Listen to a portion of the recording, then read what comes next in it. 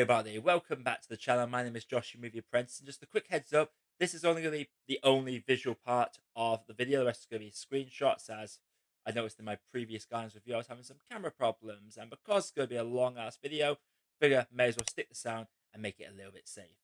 So while you're here, do feel free to click the like button and subscribe, and let me know what your favourite moment of Guardians of the Galaxy Volume 3 was down in the comments below.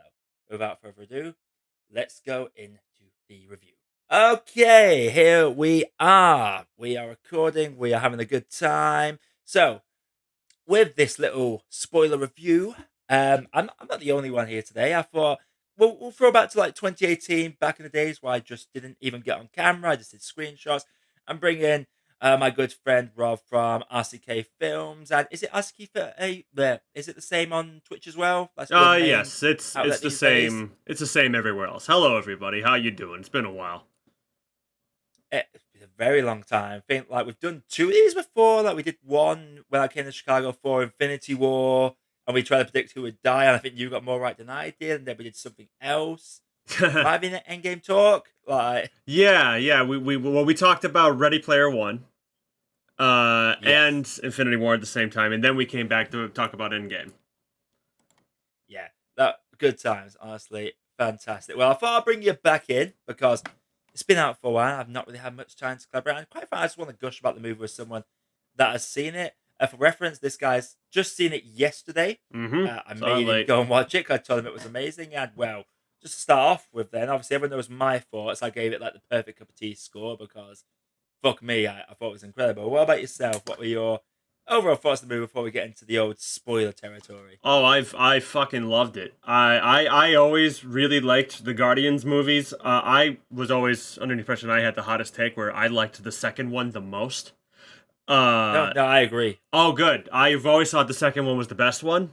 But this one, it might be up there saying it's now my new favorite Guardians movie. Jesus, this movie broke me in many good ways. Literally, fucking yeah, whatever. It is video. I could swear. I could say words. If this movie could swear, then I can swear. That was still a glorious part.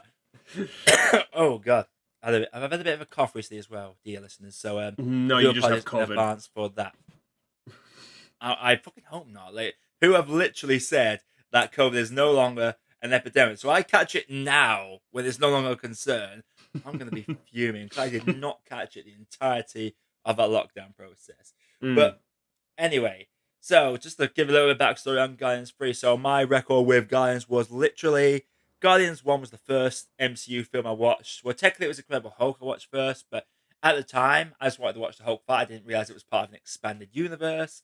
Anyway, so I thought I made a decent wage from work, so I said to Nate, who I was living at the time, "Oh, let's go to the cinema. Let's watch Dawn of the Planet of the Apes." And he was like, "No, let's watch Guardians." I'm like, "You've told me I have to watch all these movies to get it." It's like, "No, it's in space. You'll get it."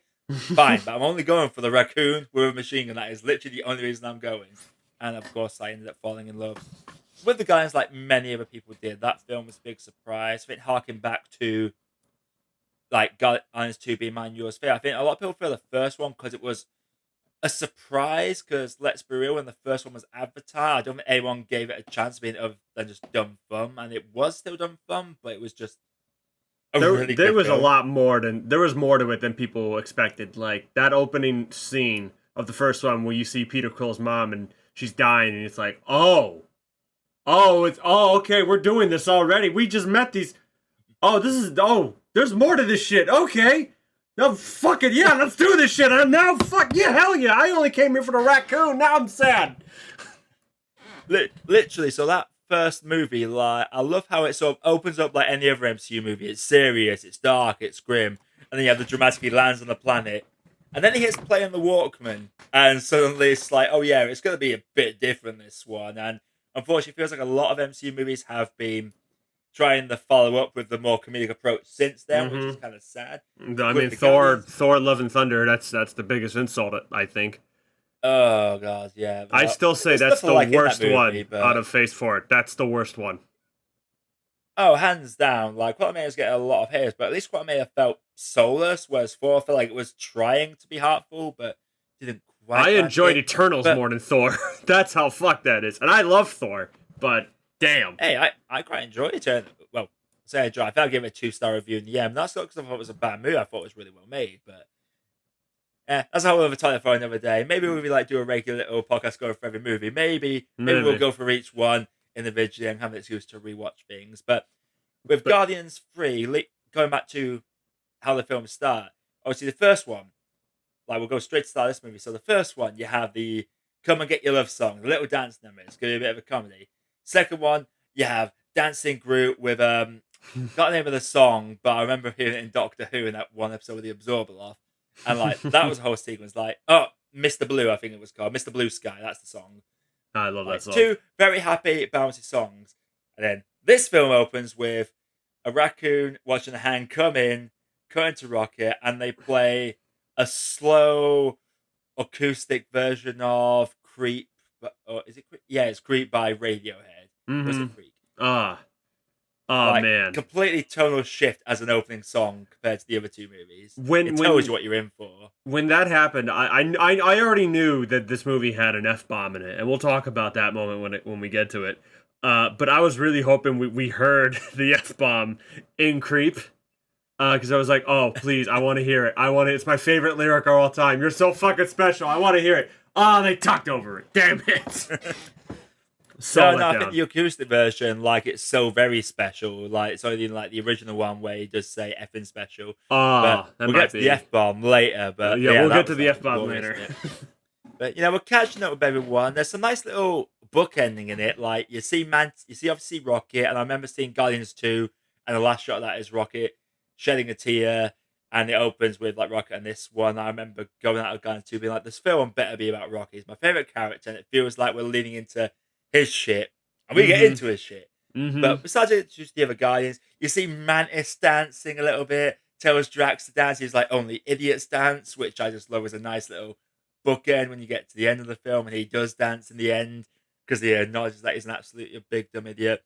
Nebula's doing fixing thing. We get to meet Cosmo. For some, it might be the first time. I don't think everyone watched the holiday special. But technically, Cosmo was in an after credits scene in the first one. He just doesn't.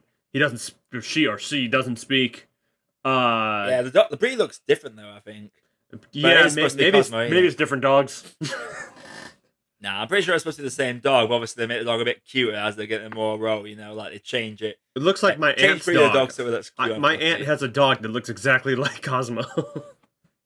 But Cosmo and Kraglin, they have one of the funnest animates. I do have to ask, like, the moment you got home, did you immediately feel the need to assure your dog that they were a good dog? Oh, I did. And here's the quick little thing. I did that even though my dog is a little shit. like Jenny, he's a small dog, so he's got the attitude of a fucking tiger. But no, I just immediately plopped in my dog's floor and just hugged him so much, and it was like, I'm not gonna let anything hurt you, and he's just like, let go of me right now. And I dropped my headset, and that's pure comedy right there. But yeah, I was just like, man, this movie broke me.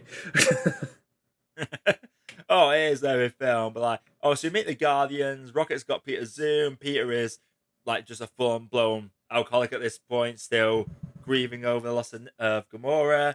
They put in the bed as a nice little walk-away scene, and as people have seen online, that's actually a realistic-looking Chris Pratt dummy. I was so happy when I saw that. Cause like when James Gunn advertised that on Twitter, and I saw that scene in the trailers and everything, I think everybody thought that was gonna be like a sad moment or like an intense moment, and the fact that it was used in the beginning and he's only out because he's fucking drunk, that is hilarious. That made me laugh harder than I think it should have.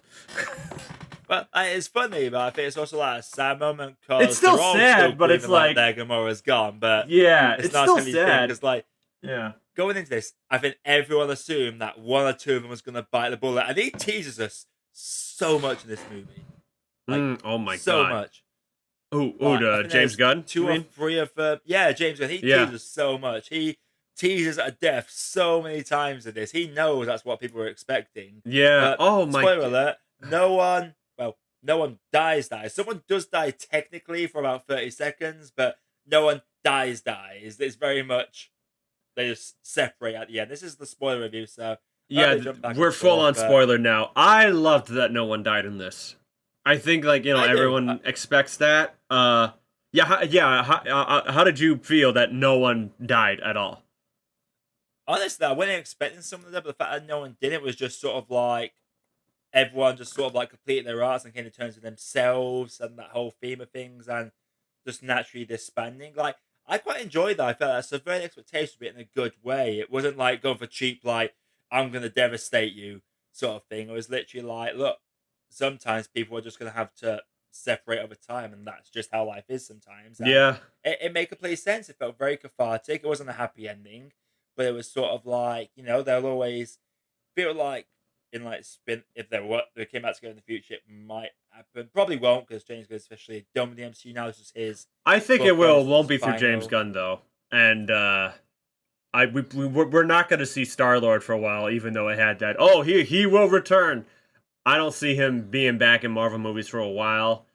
Drax, I know we probably won't see again because Batista said he's done. Uh, and I want to see Batista move on to DC because I would love to see him play Bane. But I no, yeah, like you mentioned, it's not really a happy ending, but it's not a sad ending either. It's more of like a, well, I mean, it is, but it's more like a bittersweet ending. It's like everyone Yeah, those are kind my of, favorite yeah. kinds of endings, bittersweet ones. Like Jojo Rabbit, for example, is probably got one of my favorite endings. It's not even a happy ending. It's like, yeah, they're dancing, but both of them are completely alone right now, apart from each other. Like, Mm-hmm. it's so bittersweet, but you just feel positive about it. But Yeah. after we get that intro, moving swiftly along, Mm. good old Adam Warlock shows up, and well, I'm gonna have to ask you straight away. Like, he comes in, he fucks shit up. But just as a summary, like, what were your thoughts of the Adam Warlock stuff? Because at first, I'm not gonna lie, I was a little bit disappointed because I'm not a hardcore comic reader of that, but I've obviously played the Marvel Guardians of the Galaxy game, which, by the way, if some of y'all Oh haven't played it, yeah. play it. The story in that is fucking incredible. I need to play Alan that. Walker in that is like space Jesus, and he's like this god, but he is still a little bit of a dumbass. In this one, he is a complete dumbass, but they do acknowledge it in a bit of dialogue that he's been hatched early and he's still developing, so he's not space Jesus yet. Yeah. But like, what were your thoughts on Adam Warlock? Will Well, Poulter's great as him, by the way. I loved it. I the second he showed up and that fucking Crazy on You song was playing, which everyone's turning into a meme now, and I appreciate that. I loved it truly, and Will Poulter is great. I think I loved his little superhero accent that he does for Adam, where he's like, "Where are you going, squirrel? Look at him. He looks sad. I don't know how that makes me. I don't like how that makes me feel." Like, I love that accent he was doing, and when it came to how he is in the comics, I know very little about Adam Warlock. I've always been more of a DC guy than Marvel. I do know that he was heavily used in the original Infinity War comic, and they figured that it was probably too early to bring him on for the MCU, which is whatever. But so I guess since I'm not really super attached to that comic book character. That's why I think I loved it a lot. I liked that he was kind of like a baby.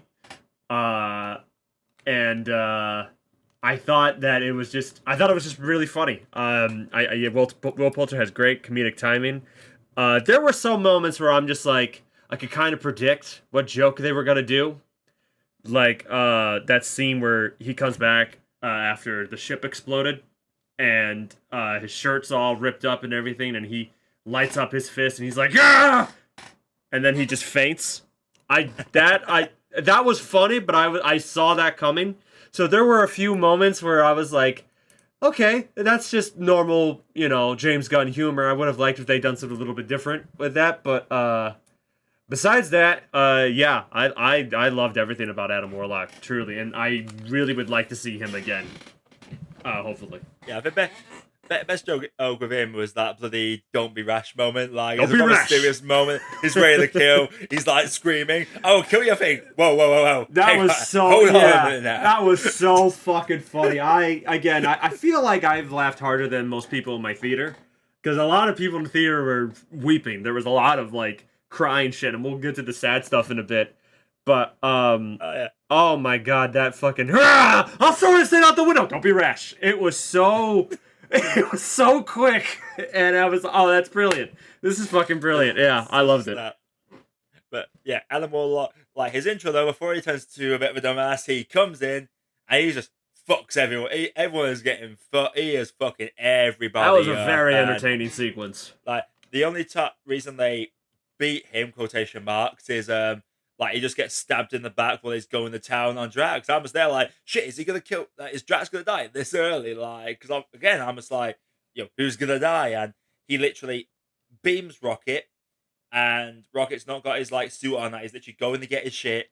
He gets beamed, and he's basically like dying. So Star-Lord goes to try and revive him with like his meg pads. I'm assuming like auto heal meg pads, which of course basically gonna have, but it triggers a like a destruct key or something that has been implanted into Rocket by the High Evolutionary, and we'll get to that dickhead it very shortly. But yes, we will. That sort of triggers it off. Like they know they have to get a key. They know roughly where he was from, but they've got to go get this key to save him because he's got like 2 days to die. So it's literally, I love that this whole story there isn't like it's not a stop the big bad from destroying the planet or taking over the world or whatever. It's literally like the High Evolutionary stuff. They don't give a shit about that. They're just very much like, we're gonna go save our friend, and that's the intimacy of just that small plot. It's the same with the Suicide Squad. Like they weren't there to beat Star or anything. It wasn't like cause I remember some people playing like, oh, why don't just some of the Justice League to be the beat Star? It's like they weren't going there to beat Star. They were literally just there to get the fucking drive, and that was it. Blow up the facility, and that was all they had to do. And it's only because of their moral choice that they stayed back. And it's a similar thing here, but so obviously that happens.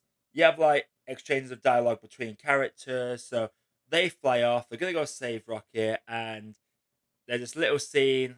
I think that you might have mentioned. Well, this is where you got sort of like the two parts of the story. You got while Rocket is like in this pseudo coma, we start to see his backstory while the guys are doing their stuff. So obviously we get to see the start of Rocket's life, where he's thrown into a cage where he meets Lila, Teefs, and Floor for the first time. And oh god! You said right away that his first word being hurts. Like, didn't think of like Command Set is like the best animal rights movie ever made, apparently, according to them. And yeah, can't argue with it. Oh man, dude, that the whole every flashback moment. I think there wasn't really one moment where I didn't weep at it. Like Teefs just made me. He gave me like that old school like Disney like funny animal vibe. Like he reminded me of like Goofy and Pete and shit like that. And Floor was all of it, dude. All of it was just so. I just kept saying, I think I even said out loud, and maybe my theater chuckled a little bit when I said this. I said out loud, James Gunn, what the fuck? Like, it was, oh man, like, James Gunn truly does know how to do emotional sequences. Like, even with fucking, Eagly in Peacemaker, like, there were certain moments where I was like, that is so fucking cute, I'm gonna cry. So, like, people are bitching that he's going to put Crypto in the new Superman movie. Fucking good. It's going to be a scene where it's going to make me cry, and I'm ready and not ready for it at the same time. When it comes to cute animals, he knows what he's doing, and he went too far in this. I've seen people argue that James, like people saying like, oh, James could only do emotion when there's animals involved. I'm just like, have you not watched any of his movies? Like, it's more than just animals. Like, he's just very good at making. Yeah, he's good with feeling and characters. He's good with people. There have been a lot of cute animal movies that have tried the beast style and just felt manipulative, or they've just not worked. Whereas this probably does. But that first little flashback where we get into Rocket's, like, I'm not gonna lie, Rocket's backstory could go right into like a One Piece backstory with just the it would fit right into any tragic anime backstory. Hands down, like. It felt very anime. Such a good backstory. It felt very anime. We get to the first bit. Mantis sort of like talks to Star-Lord about basically saying like, "Yo, why did you never go home?" Because that's always been on my mind as well. It's like, why did he just never go back to Earth at all? Like, he could go there any time. Like He Mantis sort of went points out this. home in the end of Endgame, but he just left immediately, and I thought that was super bizarre. So I'm really glad that they called him out on Yeah. that in this movie, because I never really thought about that till Endgame, and I was like, wait, you're home. Don't you want to? Where are you going? Yeah, why are you leaving? But like fucking so like, but this whole time because I know like a lot of people gave Star Lord a shit time for him losing his temper with Thanos and So did becoming a James bit of a Gunn. goof. And he is a goof, but he's still got a charisma about him. And I love how they do like Loki show that he's still very good at what he does. The fact he's having this argument with Mantis whilst doing this tech shit to Yeah. lower down these three barriers, I thought was really well done. And he was like front with this, and then we get the Ravagers board the ship, and you get to see the OG Guardians of the Galaxy show up on the ship, including Sly Stallone. I can't remember the names of all the other ones, but they were in the post-credit scene of Guardians 2. Apart from like Yeah. the slightly demonic-looking woman, she wasn't there. There was a character that I'm pretty sure is supposed to be Nikki, and I know you've not played Guardians the game, but Nikki is in that. She's like different from a comic counterpart. Mm. But obviously, I looked into the character afterwards because I love the character so much in the Guardians game. Like their story is fucking brilliant. And I'm watching this, I'm just like, wait, is that supposed to be? But I've not seen any confirmation that is supposed to be Nikki or not. But the ginger hair is similar to the comic counterpart, so that was a Mm. nice little nod. But it turns out Gamora is doing baddest woman in the galaxy shit with these Ravagers now, which are, funny enough, the OG Guardians of the Galaxy minus Yondu. I think Yondu is in that original group. Obviously, he is deceased after Guardians 2. Mm-hmm. And obviously, Star-Lord's a bit taken aback, you know? And they was just like, I didn't want to tell you because you would freak out. It's like, fair. But they hire Nebula and that to get him onto this meaty, fleshy ship to basically try and steal the codes and the history of Rocket, basically. They get in, and you get into probably one of my favorite little comedic bits where they're like, well, you obviously have the spacesuit bit, which apparently is a homage to 2001: Space Odyssey. Oh You've yeah, seen that clip yeah, on that was cool. YouTube with the radio. Like, it's a nice little moment. Like, I think some people complain about that bit, saying like, "Oh, it's just being silly for silly sake." It's like, no, a lot of the funny bits in this happen in the early bit. And my argument with the comedy in this is there's two kinds of comedy in the MCU. There's the comedy that complements the characters, and there's the comedy that feels like a detriment to the characters. And with the Guardians, all the comedy comes from just who they are as a person. They're not trying to be funny; they're just being themselves, and they're just funny. Yeah, Like no, that that whole this is like the big difference between Love and Thunder and this movie, where like the comedy in Love and Thunder was just all very, very like, wow, this character is annoying and everyone is suffering because he's annoying, but that doesn't work because now the audience is also annoyed. It was almost like an anti-comedy movie. Well, this one, yeah, the comedy worked a lot better where you, like, as you said, it worked with the characters. And I also thought a lot of it was very natural. Like, none of it felt forced. Well, like I mentioned, there were certain jokes I was able to tell they were gonna do, but they still worked. You know, they were still funny. Uh, like again, that scene when all the jumpsuits like were launched into space, and you see them all flying in the Mantis window. can't control it. Yeah, and Mantis is like, like she has to keep her cool. That moment was fucking great. And Nathan Fillion was fucking great in this.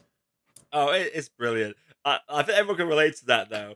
Like just that stressful, like it's almost a D&D scenario to be fair, because just that scenario, just like, oh, you've got an idiot. Yeah, I've got. Oh, you have an I don't know idiot what to too. do. Yeah, And no, that's even with some people at work. I'm just like, yo, like I love this guy, but fucking hell, it's just everybody like, has a friend group this guy. everyone has a friend group where like, yeah, you all love each other, but there's just that one guy.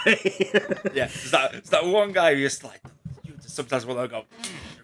It's like, I love how like the star like sort of bars his way out of it. Matt is just trying to hold it all together. Mhm. Like I love that whole little sequence. And That was all obviously, fun. you know, they send off like what was it? I just remember this joke. I completely forgot this joke, but I'm just going for the movie in my head now. Obviously they split up, they have like Nebula, Gamora, and Chris Pratt, Star-Lord are going to basically get the information, and Mantis and Drax are demoted to, right, you're a pair of idiots, so you're gonna go get us another ship so we can get off this damn rock. So Mantis and Drax go on the lift, and the guards like tell them to, well, basically trying to check him. So Mantis manipulates him, but it's like, oh yeah, you love Drax. Oh yeah, that like, moment. Not that was again. Fucking funny. It's like, you keep doing this. That was the delivery that made me laugh the hardest, because like I was watching that and I loved it. You know, it reminded me of like old school like 90s kind of comedy, where it's like, oh wow, I'm surprised people still do this humor. It's good to see this again. Just quirky humor. But when fucking Drax is like, you keep doing this, that's like, I want to see that movie so bad. I love how it's established, because obviously, like, at this point, they've been together for years at this point. Obviously, you have the 5-year time jump. They've still, like, there's a few years that we've missed. And just this, what is established, that Max is just constantly using Drax as, like, the that's leverage. And he's just like, even dumb Drax is just like, are you kidding me right now? And then obviously we get to Gamora, Nebula, and Star-Lord, and they go to basically, like, Star-Lord's like, yo, I'm going to try and do my, like, Star-Lord charm, which, to be fair, like, he is supposed to be a charismatic, like, Han Solo type. He's a bit more of a goofball, basically. Mm-hmm. And he goes to, I forget the character's name, but they're played by Daniela Melchior, Ratcatcher 2. I did not click on that was her the entire time she was on screen. That was her? That was Ratcatcher 2, yeah. That was Holy her. Shit, I didn't notice that. That was her. Yeah, I did not click on either, like, wow. The voice, but he starts to lay it on. But Gamora, you know, this is 2014 Gamora, I turned good Gamora, so she's very much just like, she's not gonna fall for this shit. Hey, she was into me. Actually, I thought you were a bit of a creep. Like, start a little bit of back and forth. The whole time, Gamora's just being this absolute, basically what Star-Lord probably was during his Ravager days. Mm-hmm. Obviously, he's like more of a morally grey character now. He's like trying to do good. So the whole time he's like, I'm sorry, I didn't mean to do it this way. Smooth. But this one is just the chaotic rogue in the party, just like come in and fucking yeah, it felt very D&D. It felt very D&D. It's like one player just wants to cause havoc while the other one's like, hold on, let's try something here. Well, person's like, I would have taught my way out of this combat encounter. So it was like, nah, chaos. Let's go. Yeah, that's how it goes normally. How did you feel? How did you feel, though, that James Gunn had the gall, had the nerve to cast his wife as an extra in this movie? Because he keeps hiring her in every fucking thing. How dare he give his wife a job? How dare any director cast the same people in the movies that they always cast because they have a good working relationship with and know how they take and know how they function. The funny thing is, right, because I saw this controversy before I watched the movie. Like, this came out before the movie. Like, this controversy about hardcore being in, well, the person that plays it, I've forgotten now off the top of my head. I'm so sorry, James Gunn. I can't remember your wife's name. Jennifer Holland. Jennifer Holland. I think. Yeah, that's it. Yeah. But we get to. Like, I'm there the whole time. I didn't even click. I didn't know who she. I don't think I even saw her. Apparently, she's in that sequence.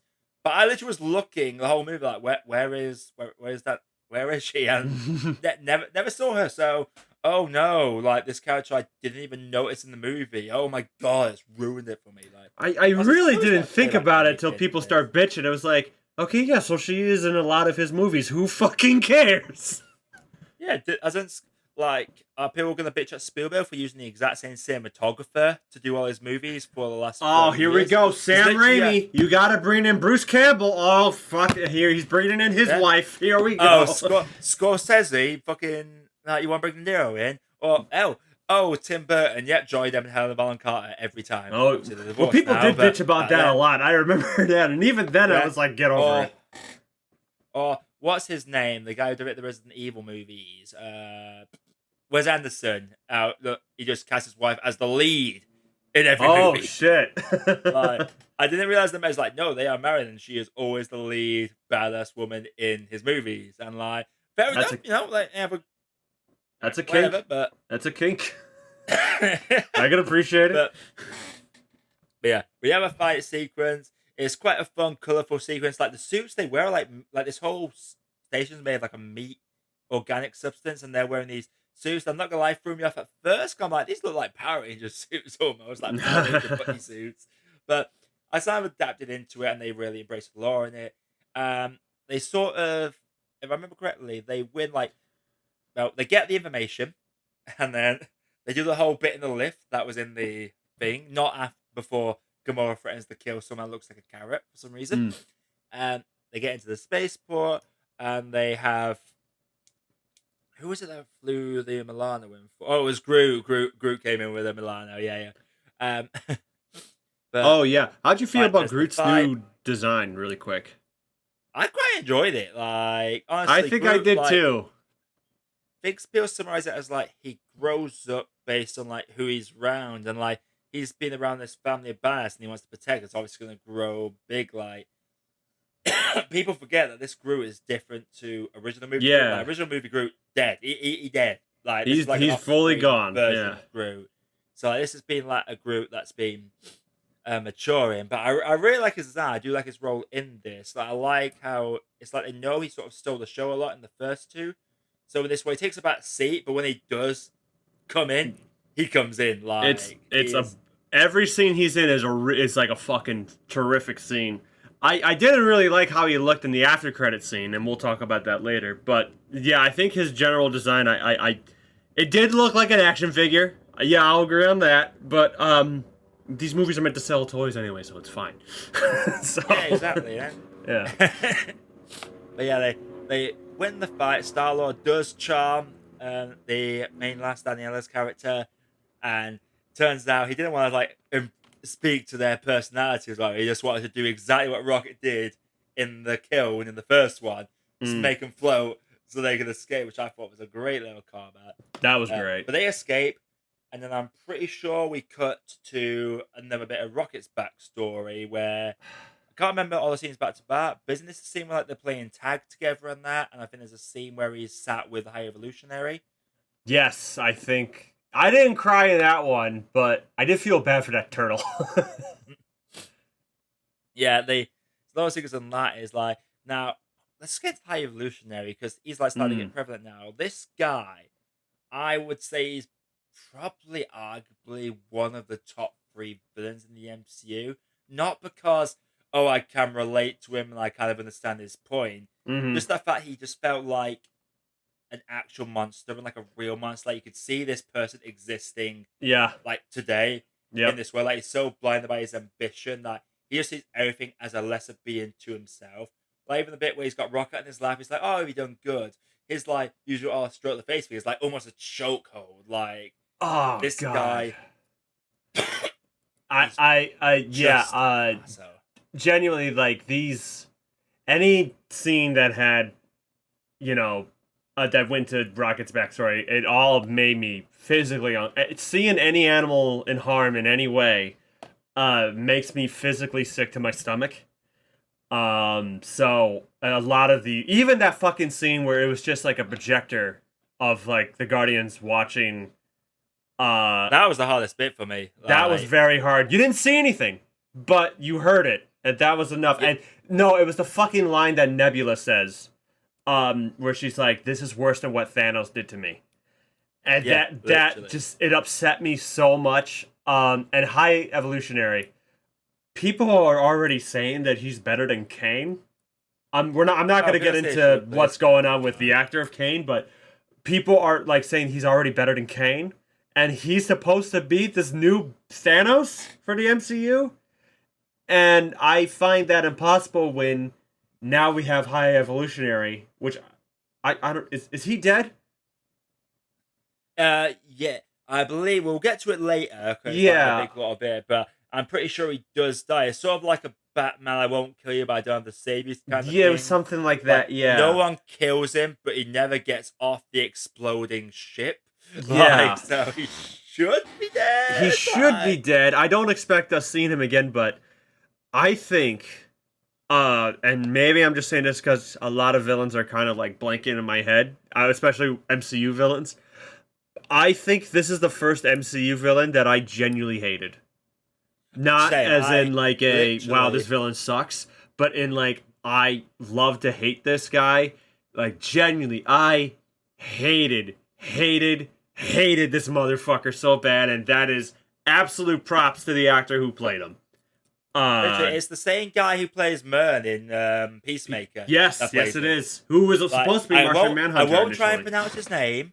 I won't either. Try and pronounce his name because I tried to pronounce it in my review. I know for the fact I butchered it, but you know who he is. He is absolutely fantastic.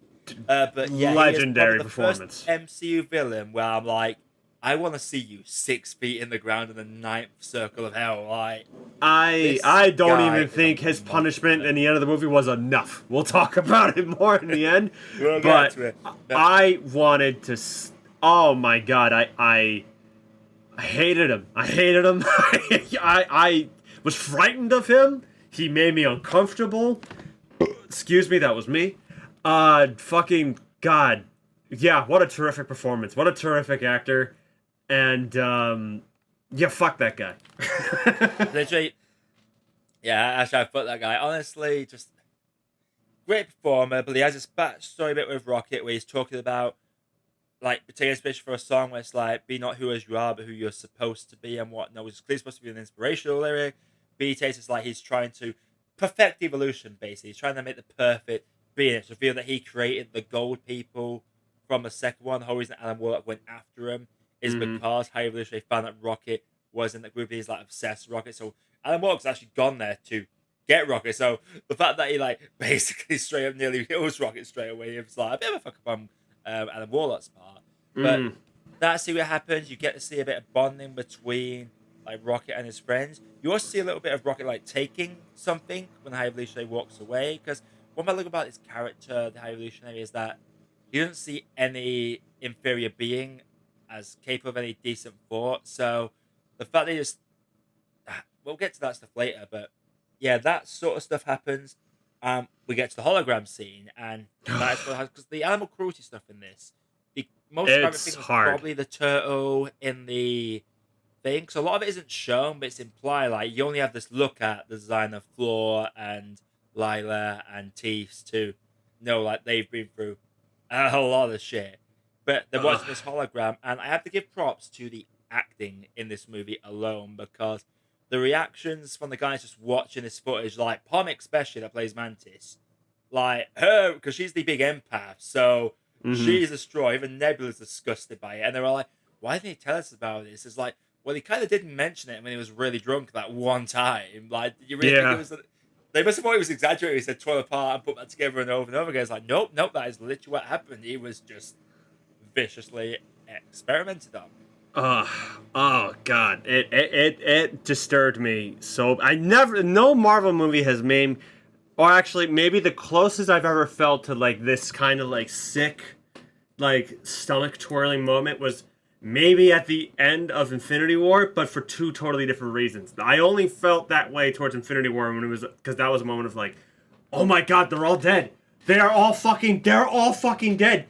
That was it was more of like an excitement, like, oh my god, what's gonna happen now? This was just genuinely disturbing. Yeah, but the problem is with the footage they know all of Rocket's shit now, but they don't have the counter codes for him because some bold slimy bastard with a fucking computer in his head deleted the code right before they got there, so they have to go to the High Evolutionary space. Like Gamora's like, yo, you don't want to fuck with this guy, like you don't want to mess with him. So I was like, I need to save my friend. That is it. And the Gamora and him getting to find. There's this great little bit where Nebula just like stops him and she's like, yeah, I have a lot of great upgrades to thank that raccoon for. Like just the usual Guardians. Oh, I'm just deflecting that I really love and care for this person, and just to disguise it as like, oh yeah, I'm just thankful for like the parts they gave me, you know, like. I love the line, "I'm family." Yeah, well, so is he. And it was like after they just had a big argument, and she still called him family. I thought that was a very, very sweet, tender moment. I think I hated Gamora in this movie just because I don't know if that was just intentional or not, but Gamora always I feel like. Go ahead. I didn't hate Gamora in this. I really liked her in this. I think it's the fact that because we're used to the Gamora that's been part of this family for a long time, and it's just I feel bad for them because they never got to experience like what the rest of these have all been through together. Like she can't comprehend why they're trying to save. Well, she's as basically just this talking pet of theirs. Like, Yeah. she can't comprehend it, but Yeah, maybe I just don't yeah. remember original Gamora like before. Like I mean, like when we first meet her. I guess I just don't remember her being this much of like a pain in the ass. I guess. Uh, Mate, you but you fully forgot about their first meeting, like. I think I did because I just remember like Gamora from Guardians 2 and Infinity War. Um, yeah, it was. I think I just need to rewatch those movies and then I'll watch this one again to have an opinion on it. Because it has been a while. But yeah. I didn't end up. I ended up liking her more. Towards the end. Uh, I still think that I think she's also done with this role, right?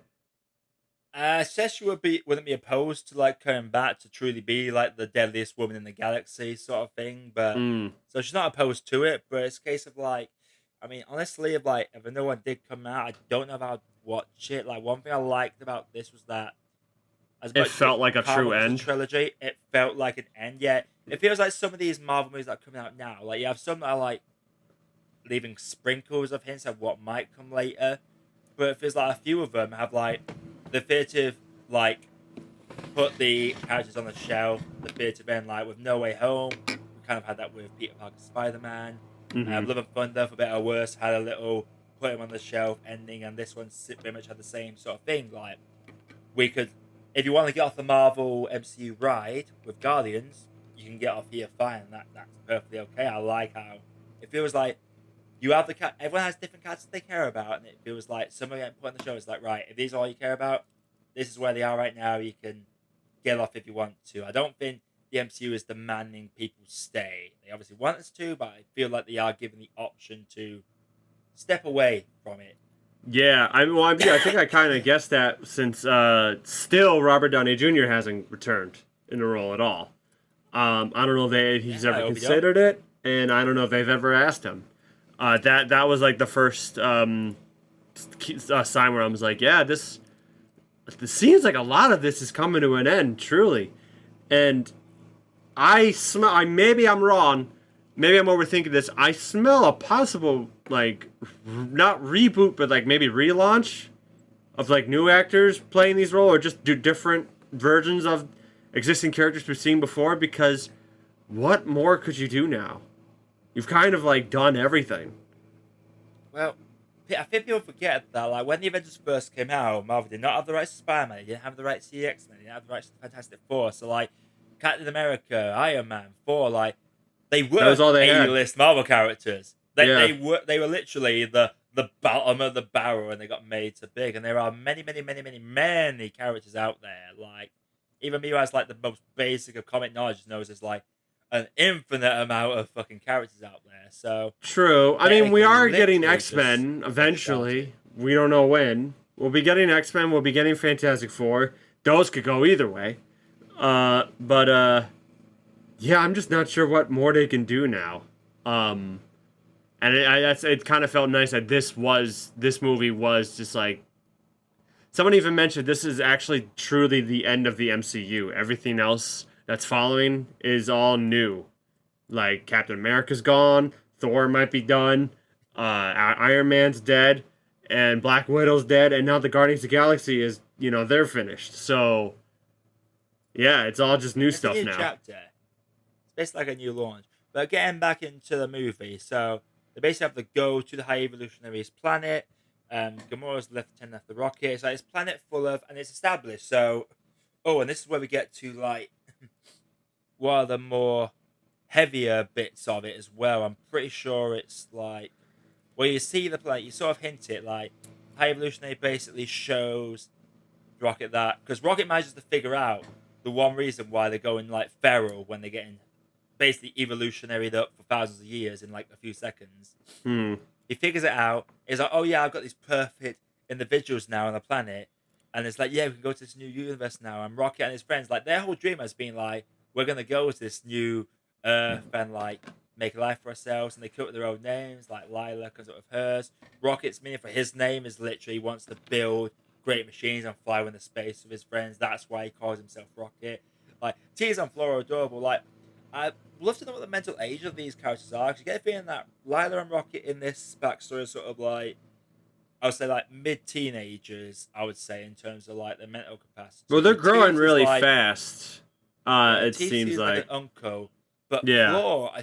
Floor strikes me as like an 11, 12-year-old child with just how I think simple they are. I And think they are so younger. adorable. I think younger than Yeah. that. Like genuinely, this is Teeth's. Teeth was my favorite because that was the one that broke my heart the most. Also just because I love bunnies. So it also. No, Teeth was the walrus. Oh, Floor I'm was the sorry. bunny. I'm sorry. Floor. I meant to say floor. And it also fucking reminded me of that fucking head from Toy Story with the spider legs, the fucked up toy that Sid Yeah, a made. lot It of people reminded me give of that. It felt High Evolutionary very much felt like a more fucked up Sid. It was Sid if Sid had like the unlimited technology, basically. Yeah. But they go to this planet, you see like these perfect animals. Yeah, that funny bit in the trailer where Drax yeets the ball at a little girl's face, but Peter just showing a bit of empathy, manages to Oh get yeah, into the fucking hitting this place. hitting the kid with the ball that took me out of. I didn't expect that to happen. Oh, that was fucking great. Fuck. They have a little chit chat. There's a great little sequence in the room where like they're still arguing. Like Drax keeps sitting on the sofa and trying to get to sleep on the sofa, and I'm like, no, Drax, That's what it's rude, made man. for. Like great little bit of back and forth banter between everyone there. I just have to quickly mention like Nebula's growth, and this has been fantastic as well. Like, Oh, I when think Gamora she was points out that she was so great in this movie. she was, but Gamora pointed out that basically this person that he keeps describing as Gamora just sounds like Nebula. It's like, yeah, Nebula's literally Don't wrap me into this. The thing is, I think they hint that Nebula might be sort of interested, but also not. Like, sometimes she just looks at Peter, but they never delve into it, and I like that they never really go down that route. Like, Yeah, I don't think I got like, that vibe from it, but I genuinely think this is the best Nebula and the actress who plays it has ever been, and I want to see her in James Gunn's DC universe bad. I can't wait for that. But anyway, so they're like, right, we'll go to Hailu for Jay's thing. They leave Mantis and Drax to guard the ship, guard Rocket, because, you know, Gamora has a little fiddle through his things. Oh, by the way, she also alerted the gold people to where they are, so Adam Warlock's on his way. Oh, that shortly. Oh, yeah, Adam Warlock adopts a little pet as well, because he accidentally killed... It was that was the told to show him in business, and he kills him. That I think was my favorite joke in the whole movie. It's like, but you're sort of like, I said a little bit. But yeah, so Animal adopts basically this Ravager's little pet, which is all nice and cute. But anyway, so Groot, Chris, like, Star-Lord gives his guns to Groot, saying, you know what to do with these. I love how Groot is just a pseudo trench coat, basically. Yeah, with, like, what he does with him later. And they've just gone with it. It's like an old, like, 60s, 70s sort of setting that this planet is currently. And it's, like, got one of these old-fashioned cars where you have to, like, press the button and open the door, which is such a thing. And when people were saying that was going to be the first ever F-bomb in this movie, I was thinking, like, it was going to be like, oh, you sick fuck, or we're the Guardians of the fucking Galaxy, you know? Something like very dramatic and over the top. So the fact they throw it as a bit of normal, relatable frustration of getting the fucking open the fucking door. Open the fucking door. I love that. It's almost like Guardians. How like Zack Snyder made a point saying like, oh, I'm making Batman drop the F-bomb in Snyder Cut, and it happens so like just suddenly, but like not in like a holy shit. It's like a what the fuck? Did he just say the F-bomb? What the hell? This one, yeah, it did. I think it works better. I just wish it wasn't spoiled through they released the clips online. I thankfully did not see the clip online before this, so I'm just sort of like, there it is. That good. feels natural. Yeah, good. No, they bleeped it in the clip they released. But I really wish they never released it, so everyone would be like a genuine like, oh shit, oh, did he just say that? Oh, that's great. Yeah, no, I felt that moment though. Everyone's been through a shit like that, so I thought that was fucking brilliant. Like MCU have teased it so many times, especially the Guardians films. They have teased the F-bomb so many times, but that doesn't happen. So anyway, so Nebula, Star-Lord, and Groot go to the big building. As they pass the street as well, there's perfect society like dealing meth on the street corner and that, and there are muggings happening. And like, this ain't very perfect. Like, you're thinking in the back of your head, and like sets a seed for what happens later, and makes you hate the High Evolutionary even more. But so they park up. You meet these massive, like, I think they're called, what are they called, like danger beasts or something. Like, they're from the comics anyway. Like these like cyborg animal things, like another bit of High Evolutionary fucked up. They shit. looked like something Nebula's from not allowed Teenage in. Mutant Ninja Turtles. Yeah, I thought that actually. When I saw it, I was like, be back on Rocksteady. Is that Yeah, cool? I thought Like, that. That was one thought I had, but it was like way more twisted. Like something from like Teenage Mutant Ninja Turtles Last Ronin or some shit. But yeah, so just quick fire in. Nebula's left outside because she's literally a gun. They have a no weapons policy. Star-Lord and Groot come in and they meet with the High Evolutionary and they're in the room. And this whole time, like, Chris Pratt's like, Star-Lord's like saying, it's not a trap. They know it's a trap. It's like, it's not a trap. If we know it's a trap, it's a face-off, basically. It's a But this High yeah. Evolutionary is like, the whole time, like, just ignoring them, doing this business thing. It's like when Chris, like, Star-Lord goes to punch the bald guy that they know had the stuff, that he actually acknowledges him. And there's a bit of back and forth dialogue, talk about he's trying to make a perfect world on that, and fucking Star being like, well, they're dealing meth now, so they're not very perfect. It's like, yes, that's why I need to start over. And just, mate, this guy, honestly, like, what he does, he basically just blows up the planet just because they're not Yeah, perfect. because he's like all they're doing is just recreating shit that I've seen before. They're just recreating Earth, so I want something new. Reset, and it was just it. That was it. That's all it took, and everything was blowing up, and I was like, this is, and no one, like, they didn't save it. They couldn't save everybody, so just people died. And I was like, this is fucked up. Everyone fucking died. Everyone fucking died. A lot of things happen. Like, Adam Warlock comes in because Drax and Mantis abandon the shit because Drax wants to be in the action, and Mantis is conning to get on the bike. That pissed me off. I will say, that was like, no, don't fucking leave. What are you doing? Now it's fucked. Look what you've done. At this point, like, Amora's protecting Rocket because she's sort of like got an idea of like what he means. So at this point, like, she's starting to like sort of get a bit, not much, like she's not part of the crew. Like, she's never part of the crew, but she starts to like get hints. Her and Adam Warlock have a little fight. I'm pretty sure that's when the Don't Be Rash bit happens as well. I'm pretty sure. No, that happened. Is that a bit I later? think. Was that earlier? Yeah, that happened after. I mean, we'll say this after Adam Warlock that's comes later. in and his That's mom later, died. Yeah. Yeah, I gotta say, like, Adam Warlock notices that the planet's blowing up. He's like, "Oh shit, my mother's shit's blowing," and he gets there just as she gets blown up. And I mean, what a way to go! She was one of the main antagonists. Like, oh shit! One. Yeah. It's like she's gone. So I was waiting for Adam Warlock to turn against High Evolutionary plotline. Never really comes to fruition, but whatever. It's not his story. But that happens. So Gamora manages to pick up Rocket and not Rocket. She picks up Rocket on the ship, and he flies to collect Groot and Star-Lord after they people are like, oh, Chris Pratt's just the goofball. It's like, no, he's a bloodthirsty mercenary from space. He straight up says, right, let's kill everybody. And you just see Groot pull out like about 20 arms, each with a pistol, and just kills every bastard in that room. That sequence was so fucking... Oh, and that fucking moment where he just pushes that bald dude out the spaceship, and they both fall, and then fucking Groot turns into a fucking bird or some shit, grows wings. That whole thing was like, this is fucking incredible. James Gunn's action is like, it's always gonna be hard to be topped, I think, because good lord, that whole thing was spectacular, and then it led to a very like heart-wrenching scene. But it's so brutal as well, though. Like, it's brutal. Like, you're gonna die. She like gets the diagram, rips his computer out to get the codes that he has to like override Rocket's thing.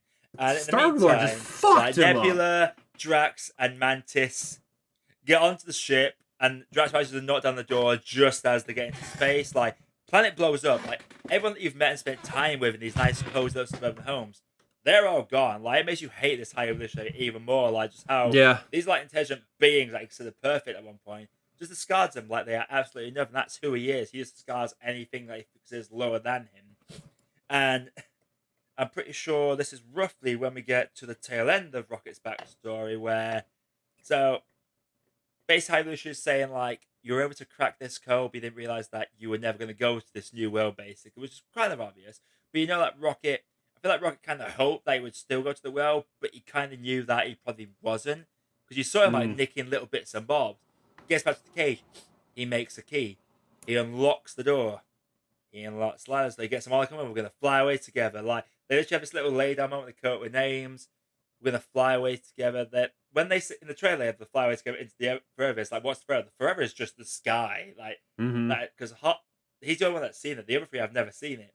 Yeah. Unlocks the door. Him and Lila hug it out. She said it's so good to have friends, and then What the fuck, fucking James happens. Gunn? What the fuck, James Gunn? What the fuck? High Evolutionary kind of assumed that Rocket would try and do a little breakout, and Lila dies, but in her death, she sort of sees the sky. And mate, Bradley Cooper does not get enough credit. No, he doesn't. This is the best he's been as Rocket. Such painful screaming ever. Oh, God, that was like that whole scene is stressful. Like what really got me. What really got me like emotionally crying in that moment was when Rocket was screaming. That just it made me so sick, and I was like, "Oh my god!" And then when High Evolutionary was mocking him, that made me uncomfortable. But it was a floor going. What does he say?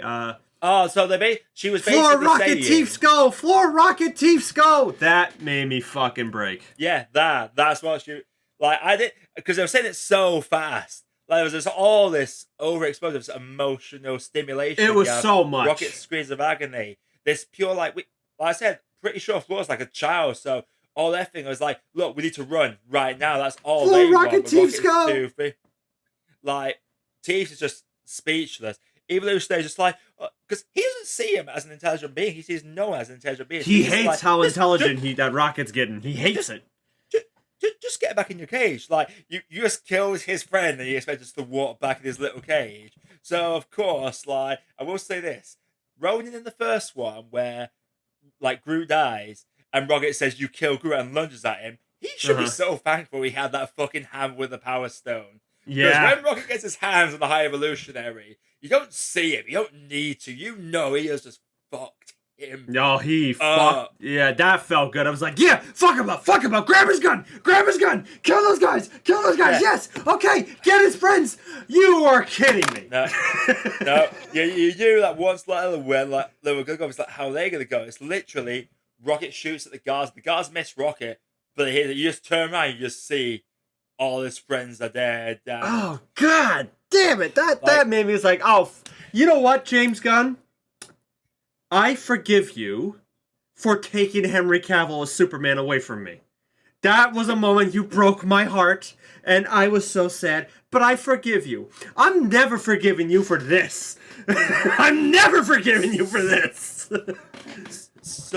And then obviously Rocket, he gets away, he gets to the rocket and flies away. And just letting you meet, I can't wait to watch the other two movies now, like watch this as a triple feature, because some of the stuff that Rocket comes out with, like, I wonder if, like, when Bradley Cooper was told how to play Rocket, he was told all this. I feel like Gunn has had this planned, because he's still got the same code that is called in the first one, in this one. And also unknown associates in the first one. Like, someone showed the screenshot. You see Groot, there's a name next to it, Lila. Like, so Gunn's had this plan the whole time. I wonder if all of Rocket's active for Bradley Cooper has been from that, because there's some lines from that original. Obviously, the torn apart bit is one. Then the whole where you say like everyone's got dead people, there's no way to get everyone else killed along the way. But he has that moment where he looks like he's relating to Drax. And that's what was a casual taking the mick out of all the superheroes crying about lost dead ones. It's like, look, every superhero's got a sad person. But then you watch it again, it's like, no, he's thinking of his anger and rage when his friends died in that moment. But he immediately switches back to like, nope, I'm covering up my trauma. I'm being a big, tough, genius raccoon guy because I had to be useful, otherwise I'll get discarded. Like, his whole thing in the second one of wanting to be better than Peter all the time. Because they had this competition of being like the better player on that. I feel like Rocket's got it in his head that if he starts being useful to this new friend group he has, they're just going to discard him like the High Evolutionary does. Like, I love that aspect of his trauma that is played into this. Like, this whole backstory is just so fucking good. You just have Yondu calling him out on it in the second one. And he's just like, Oh, that no, was no, my favorite shut scene up. in 2. That was my That favorite was my scene favorite in scene.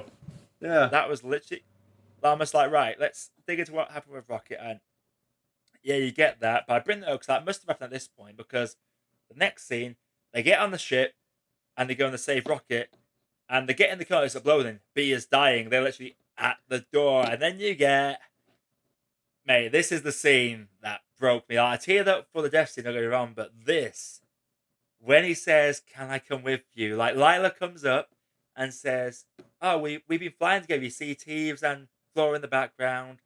Yep, And we you see just them. hear Rocket say, "Can I come with you?" And she says, "Of course." And then Rocket flatlines, and you have that bit of Star-Lord scream that you see in the trailer, but you never hear it. But, mate, Chris Oh Pratt, say what yeah, you want about I him. gotta quickly That talk is about that. raw. I gotta quickly talk about. You know what? I'm not gonna talk about what why people certain people have certain opinions about Chris Pratt, but all I will say is this: I think is his best as Star Lord, and he absolutely nailed it in that moment. I think Chris Pratt, uh, truly is a fantastic actor, and I feel like he's been in a lot of shit lately, especially fucking the Jurassic World movies. We'll talk about those. Guardians movies was what basically, next to I would say Parks and Rec, put him on the map. And then people they just kind of called him, oh yeah, Chris Pratt, that's the Jurassic World actor, and all those movies are terrible. Uh, and I'm glad that he's now finally in a good movie again, and he can show people truly what he can do. That was like you said, that was raw. That always made me scared when I saw that in the trailer, and yeah, that was a really heart wrenching moment. Literally, like Rocket died. Like, he He does die in this he scene. does die. Flatlines, Gamora's like, he's gone. Like, he's just like in and out, like, no, I am not losing another person, basically. Mm-hmm. But you saw Rocket say, like, "I come with." It's like, oh shit, yeah, he's going away with his friends. But then cuts to Lila putting his hand on his chest and saying, "Not yet." Not yet, yeah. Bro, I'm Mm-hmm. tearing up just thinking about that scene. That just, That was just this rocks whole me. entire movie.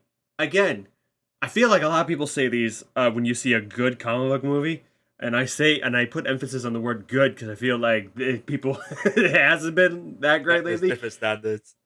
It feels like this is literally ripped out of a comic book. Like I see comic book moments that in like the kind of the same style as like all these scenes in this movie. Like I could see a lot of moments like this in a comic book panel, and yeah, it just felt like very great, like a tragic graphic novel. That's exactly how this movie feels. And that moment, but not yet moment, that was like the hard hitting, like okay, he's gonna be okay, but damn, this is fucking heartbreaking.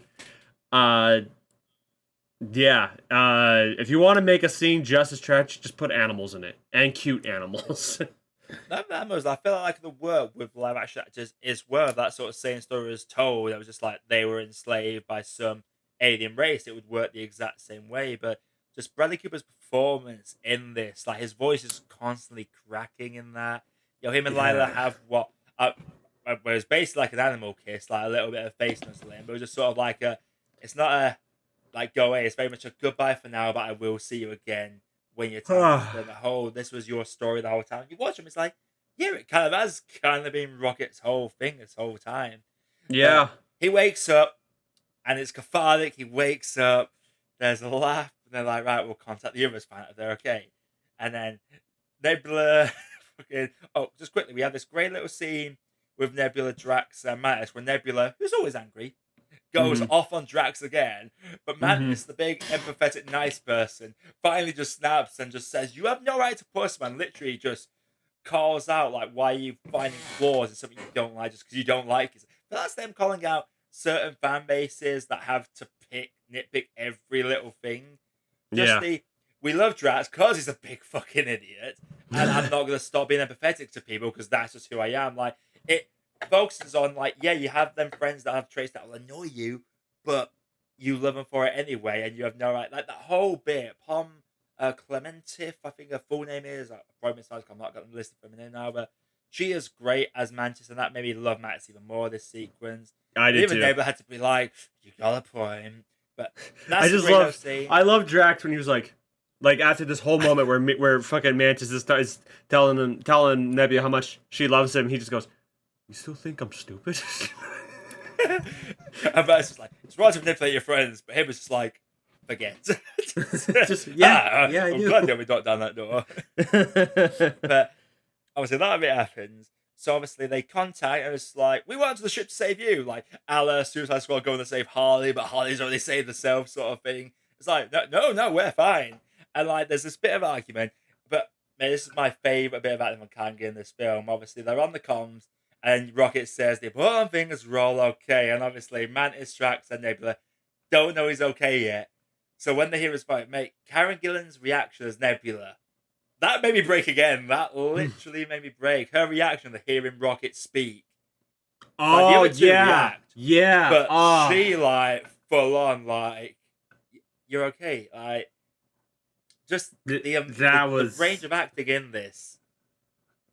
Like, there's no music influence in me. It's literally just seeing these points and these actors and these characters reacting. It's just actors acting. That's what this that's movie is. It's actors acting. I think that's the first time I think in all these three movies, correct me if I'm wrong. Like, I think Nebula lets go a bit with Gamora in the second one, but there's still the anger in there. I think that's like the first scene that we ever see Nebula not be a little bit angry. Like, she just It's the first time I've seen Nebula show more than one emotion. And I don't mean that as a negative. Like for like the other movies she's been in. Like I love angry Nebula. But this is the first time I've seen her like express herself in different ways, and I truly respected that and like appreciated that. Yeah, honestly, it's fantastic. But we'll speed run now. So obviously Rocket's okay now, but now they've got to go save Nebula and Drax and all them lot. They get chucked into a pit for these tentacle things. Warlock comes back, has a little scrap with Star-Lord and Gamora and Rocket. Yeah, that's the don't be rash moment. Yeah, don't be rash. They crash it into this guy's planet, but they do contact Kraglin and Cosmo, who, by the way, have had this great little arc where Kraglin in the early part of the film calls Cosmo a bad dog. And I was just like, take that back! You can't call me a bad dog. I love that because my dog is like that's how actually all my dogs have been like that, but now mostly my new buddy now, or new buddy, I've had him since 2020. But my dog Charlie is the exact same way. You call him a bad boy or anything, and he'll act like you just said the most offensive thing ever. Yeah. And so Cosmo, I love that they give him a Russian accent too. It just fit. I don't know if she has a Russian accent in the comic, has a Russian accent as well. Like, that's okay. Russian accent as well, based on that one. But no, yeah, I love exactly Cosmo. what a dog would be like. It wouldn't be what a dog would be like though. Just like, because they're a genius, they're telepathic, they can move things with their mind. But there's also like I feel like a bad dog is the equivalent to like the N word for black people, or the G word for Asian people. Like, come on, the way they act is literally like genuinely. They're just so offended. The whole time you're saying the Crackers like, Crackers, just take it back, man. They're playing the poker game. It's like, and they're all like, how dare you? And it's like, nope, bad dog. Like, he is indeed a bad dog. Fantastic sequence, but speed running a bit. So they get to the ship. The high Hold on, really quick. I just love the idea that James Gunn is making his brother is the one that hated, that is like the bad guy in that situation. It's like, all right, I'm gonna make you be the one to say that she's a bad dog, and it's like, well, can't I just play a normal person for once? Hey, at least he's not playing an animal in this one. At least he's not Calendar Man in this, but... or Weezer. But yeah, anyway. But yeah, I mean, so he goes. They crash the ship. High Evolution is going more and more crazy. He's the term man, because the only person that's got only subjects that ever got a natural thought naturally was Rocket. So he wants his brain. That's all he wants. So he is obsessed to the point of pure, like, he's just a bastard, honestly. But even like his subjects are just like, yo, like we should retreat, like, and it's like no, to the point where even his subordinates turn on him, and he immediately just wipes them out. Because I was waiting for him. I was like, when's the moment they're going to turn on him, a la Suicide Squad with Van der Waller? And they do. And he just destroys them immediately. That scene had my favorite line from High Evolutionary War. Like, it's like, oh, we gotta leave this place for God's sakes. There is no God. That's why I stepped in. That whole moment was like, that is fire. That is such a fucking fire line. Holy shit. That just sums up him as a whole character, though. He plays God and he believes himself to be God. But that is a great little bit. So, anyway, they come in to, and they end up being one of the best of the books. Obviously, Drax, Nebula, and Mantis are trapped in a room full of these three. I can't remember what they're called now. I think they're called like obelisks or something. They fight one in Guardians 2 and kill it. Turns out they only eat batteries, and they would basically eat those golden people because they basically made the batteries.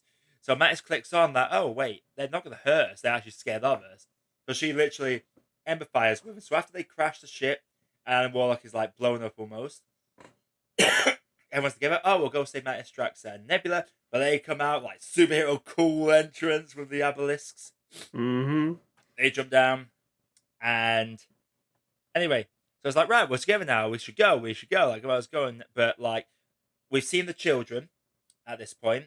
Turns out a bit of a nice little moment for Drax is that he knows the language. There's this great little bit because they're not understanding. They're saying "doop doop" or something like that the whole time, and he's like, "No, I know what they're saying." It's like, "Wait, why don't you tell us?" Well, you never rest. Like, but I love how they've gone full circle with Drax because he is the angry destroyer. The reason he turns to the angry destroyer is because Thanos killed his family in a day. He's just this big dumb dad. That's all his character has ever been this whole time, and they lead up to that. I just love that. Everyone in this gets their own hero moment. Like, Nebula has to control the ship. Like, everyone gets a moment. Kraglin gets a great little moment. Anyway, we're going back a bit. Like, they talk about should they go and save the kids or should they get out of there? And Rocket has this. Man, this gives me chills. Like, Rocket looks, and this last time it was here was when his friends died. Like, this was the building. Has these flashbacks. And he just bluntly says, "I'm done running." And that generic line, but the way he delivers it in the context, chills. And everyone follows him. It was like that line was good, and I was like, "Oh yeah, Rocket will totally want to go after." But it was the moment that everyone just looked at Rocket after he said that and just went, "Fuck it," and they just went with him without even questioning it, just full on like, "Yeah, we'll go with you in this wherever you go." I love that. I mean, James Gunn, I feel like, is a master of the hero walk now, because it's been like we've gone back to the Suicide Squad, obviously. Deadshot turns back first, then Ratcatcher follows, then King Shark follows. Like, it felt like a natural question of who would follow. I just thought the first person that follows Rocket is Groot. Like, Groot was the first one to... Yeah, that was great. I love that. It's like, fuck yeah, Groot, let's go! Yeah, Nebula, let's go! Yeah, I think in order it went like Groot, Star-Lord, Nebula, I think Master Drax at the same time, and then Gamora's just sort of like, she's still not like the Gamora. She's still just like, fine, I guess I'll go. And then we get this great hallway sequence. It's just the whole that is the best action sequence ever. Like, just in MCU. Chef's kiss. Just ever. Yeah, it's amazing. What, does that even surpass the Avengers Assemble bit from Endgame, would you say? Because that bit was chills. I mean, it's up there. I would say it's definitely up there. I just think genuinely, if you're doing a comic book thing, you just need a hallway fight. Yeah. Because those always never fail. Like, they get into fight, you get to see every single one of them use their ability, and they just tear shit up. I love the choice of song in this. Like, the soundtrack in this, it ain't as good as the previous one. There's no like major stingers that I feel like love. But No Sleep Till Brooklyn is about the Beastie Boys taking care of business on tour. That's literally what the guys doing this is, just taking care of business. So they do that. Just trying to do a quick through of this. So the final sequence is they free the kids, and they're trying to escape, and then it's like, oh, where's Rocket? So they go back, and then we cut to Rocket. And he's like getting to the kids out, like, go, go, go. And then he sees another room filled with animals, and he walks to a cage filled with raccoons, and it's like that moment where Rocket fully comes to term with him. That's what he was. He was a raccoon. Like that, just that image of all the little raccoons on him. Yeah. Not gonna lie, I knew High Evolution was gonna come in at this point. I was worried he was gonna shoot a bunch of the raccoons off. I was like, Rocket, not again, not again. We just went through this. Don't, come on. Yeah, don't do this again. But, yeah, fucking. And that happens. High Evolution comes in. Like Rocket wants to free all the inferior animals. That's what he wants to do. They have a little bit of a standoff, and Rocket full on just says, "Name's Rocket Raccoon," like fully embracing who he is and finding First time he ever called himself a raccoon. Yep. And then they kick this guy's ass. Like, he's not like a super strong man. This is the guy that's possessed by his obsession with Rocket. Like, he's not a great fighter, and every guy comes by and kicks the ever living shit out of him. Oh, I love that they all jump him. They all fucking They jumped all him. get him. I loved that. Well deserved. Yeah. And then Gamora stabs him, and because you know that's a mask he's wearing, they peel off his face, and you see the damage of. Like, people have been freaking out about it, saying it's like super grotesque. I'm like, it's no more grotesque than the undead Doctor Strange in Multiverse of Madness, really. I've seen worse. I've seen a lot worse, in other movies, not just Marvel movies. So that's not the most grotesque. I just thought it's like, yeah, that's the best you've ever looked, and that's just how you're gonna die, hopefully. Well, I'm just like, you got off easy. Yeah. Imagine if Rocket got his hands on Ronin after like you kill Groot. Like his face would be just like that. Yeah, literally. I was hoping that he would get more of a punishment. Like I wanted him to set him on fire. I just wanted him to be tortured. But I'll take this. Honestly, I was waiting for Rocket to put a bullet in his head, but then Drax has to say, "Go on, kill him." So I'm like, well, he's not going to kill him now, is he? The moment you say, thanks, "Go Drax." on, kill him, yeah, you just ruined it now. Thanks, Drax. I like how Rocket overcomes his hatred and just like, yeah, it's fine. It's fine. I wanted him dead. I was like, no, come on, Rocket, don't do that stupid shit. Come on. Everyone wanted that fucker dead, but that's like, right, people gotta save everyone. It's like, we got all these people. It's like, no, Peter, like everyone. They literally get all the animals. You get this whole zoo come out. The Abelisks, they come out. They all jump out. Peter drops his zoom, goes back to get it. There's something I missed when I watched. I don't know if you saw it.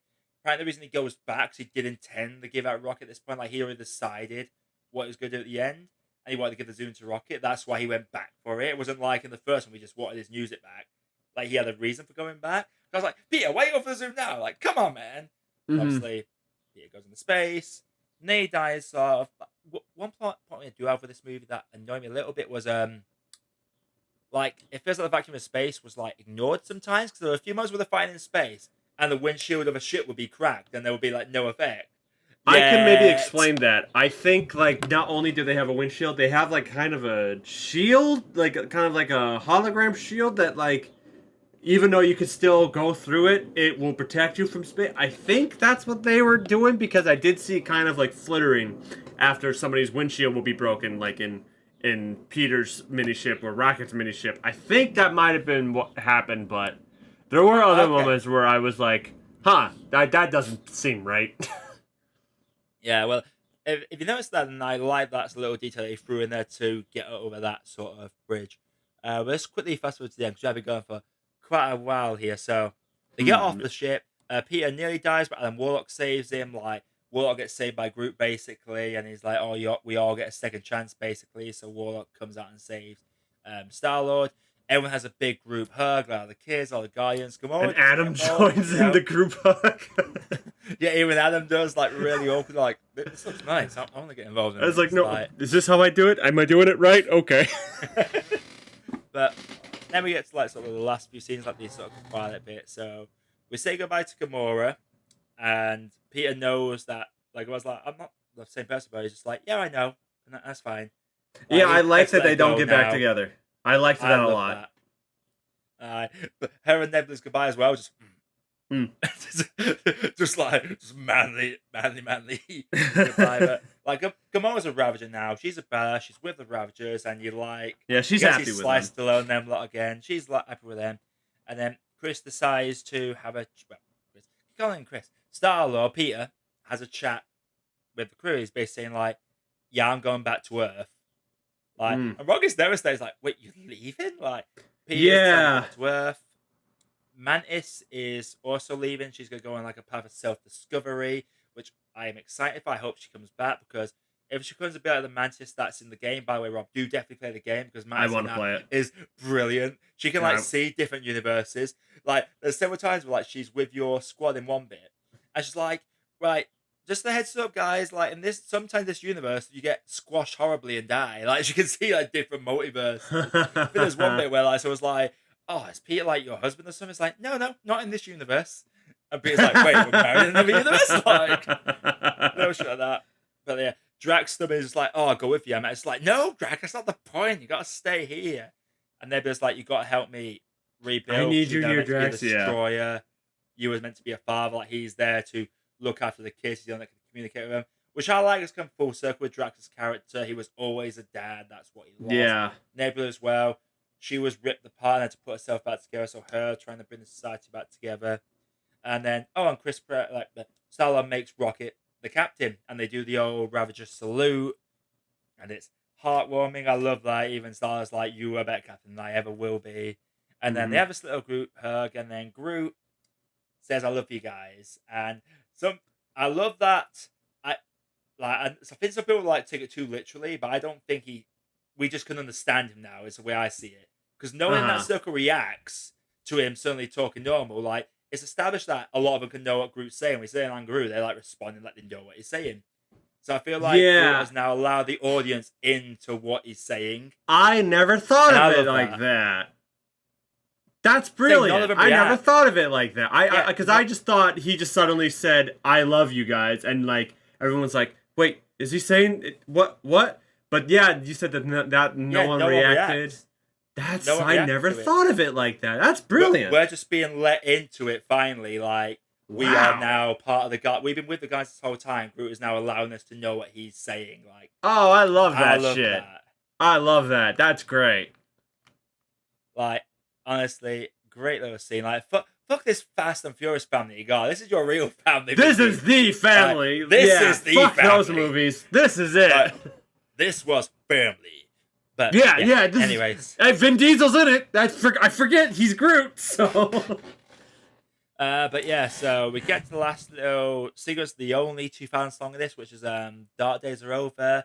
As a dance number, it's very cathartic. You see Gamora go with the feel. You see Drax say goodbye to Mantis. You see Drax cry for the first time. Like he does tear up. I don't think I've ever seen him even no, cry. He's cried after Groot died. Did he? No, I thought it was Rocket that cried and he like comforted him. Oh, I thought he cried. Well, he like comforted Rocket after Groot died. Oh, okay. Then maybe this is the first time he's cried. First time we see. Like, we see him sort of like be angry with him, and they're actually like physical tear cry. So him like saying bye to Mantis. Like I love how in the second one I was like Loki shipping him, but in like the holiday special in this one, I was like, no, these are like ride or die best bros. Like I love these guys. They're a great pairing. But everyone danced. Like Drax gets led in by the kids, and like I said, bookending at the start is like only idiots dance. But he embraces being the big idiot, stupid dad, starts dancing like a complete idiot, and it's beautiful. It's wholesome. Cosmo does get called a good dog by Kraglin. I kind of skipped over this bit. This is another bit that made me tear up. The surprise Yondu vision. Oh yeah, saying that he wouldn't bring Yondu. I was happy to see him come back for just like a few seconds. But the way it's introduced, like the whole "use your heart, boy," and the like, Kraglin sort of like sees like his spirit or whatnot. That's the only way that he could have brought him back briefly, and that's like. Kraglin got his hero moment. Cosmo did. Nebula did. Like everyone got their. Everyone got a moment. Everyone got a moment. It's not That's like great. Endgame where like it was a few seconds of like each hero like just fighting a random goon. Like everyone had a moment that reflected their character. Mantis with the obelisks, Drax knowing the kid's language, Nebula using her torn apart cybernetic body to control the ship. Like, Star-Lord going back into space to get his music back. Like everyone had a moment. Everyone had a moment. That's how you do it. But yeah, and now so we end with Star-Lord's gone back to Earth. Gamora's with the Ravagers. Mantis on like a bit of a pilgrimage. Nebula and Drax are rebuilding nowhere along with Kraglin. Well, Kraglin and Cosmo are now subbed into the Guardians along with Groot, Rocket, and then Warlock is, and one of the children is, and I thought that was Nikki at the end of it because Nikki has sort of like a similar design in the game to her in that. But apparently it's forgot her name, but it's can't remember the character's name, but it is a comic-based character that does join the Guardians at one point. And Groot's still there. Yeah, Groot's still there. He's like, I don't like that new design, but he's still there.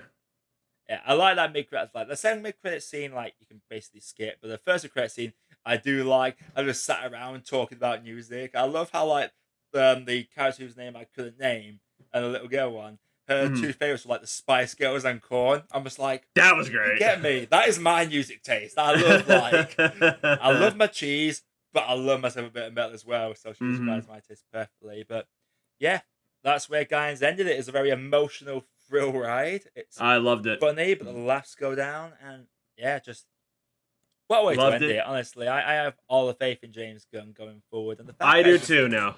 I do. I think he's going to do great with Superman. I'm excited to see his DC universe now. Yeah, I love this movie. Loved it. Loved it. Loved it. Loved it. Loved it. yeah, I'm gonna say like I'm glad they got rehired because I don't think this film would have been as good. Even if it was the same Absolutely. script, it would not have worked without James Absolutely. Gunn coming back. Like, Yep. I love that. Still find it funny that he got fired because a bit of Trump supporter dug up old tweets and people were like, "Oh, you can't change after 10 years." It's like this film was very much like people are flawed. No one's truly good. Like the bad guy in this is someone tracing perfection, and the Mm-hmm. good guys are these flawed. And they're assholes. Like they're not good people. They're just morally good, and they care about the What a people around bunch them, of and that's a-holes. all you need. Yeah. Literally. Like I like that theme about it. I love Rocket's backstory. This whole film was just. Is it a perfect movie? No, but as a guidance film, as someone that loves the characters, I gave it a perfect score because I could not have wanted anything more from this movie. Absolutely incredible. I agree. This was everything I Finish. wanted and more. This was it was fun. It was emotional. It was intense, and it was everything you needed to be. It was, yeah. This is an excellent movie and an excellent send off to the Guardians. Yeah. Well, there's one last little thing before we round it out there. Like, we did make reference to that. There's like D&D scenarios in this. Like, what are the classes of each of the characters? Would you say? Like, for me, I've got Drax is definitely barbarian. Barbarian He loves without rage. question. Like Star-Lord is definitely a bard. He tries to talk us out of a lot of stuff, and is mainly the support in fights. Like, he's never really the main in it. What would Groot be then? Groot's just a druid. You say druid? Yeah, that makes sense. That makes sense. He's just plant-based. Like he is. Just yeah, the that druid, makes sense. Gamora and Nebula are both rogues. I feel like Gamora's very much an assassin rogue, whereas Nebula is more of a bit like a mastermind rogue. Like the rogues. I would see that. Techie. I would Rocket's see an that. artificer. Yeah. His whole thing is he builds shit, which I love. Like I can't wait to go back and watch these earlier movies and see him like building all these things. Like the whole reason he's building stuff is because that's what I do with his friend. He wanted to build great ships and fly them with his friends. That I like. I'd argue Cradlin's a ranger because he's got an arrow, and I'm pretty sure rangers have this arrow summoning back thing. And yeah, who else? Oh, last little thing. Well, Cosmo's just like a familiar to. Cosmo's ranger. a dog. Say, we all love dogs. I'll say Mantis is a sorcerer. Yeah, I can see that. Because I was trying to, she's definitely a magic-based thing. She doesn't use any weapons. The only negative is like sorcerers are charisma-based, but let's be honest, like Mantis would persuade you to do anything. She's a so livable. Like you not do well in an intimidation check, but and like just using magic to manipulate people. That's what I really like. But that would be like the Guardians party for me personally. Yeah, but, I agree. Okay. Thank you for joining me on this, though. Honestly, I do want to do this again. Maybe we should like just go for each MCU movie and like talk about it as it's thing and whatnot. Discuss each phase. Nice see how well they hold up. See how well they don't. Yeah, because with a lot of the movies, it feels like there's a lot of MCU movies that you watch them, you think, "Oh, it was really good that," but then you don't watch them again.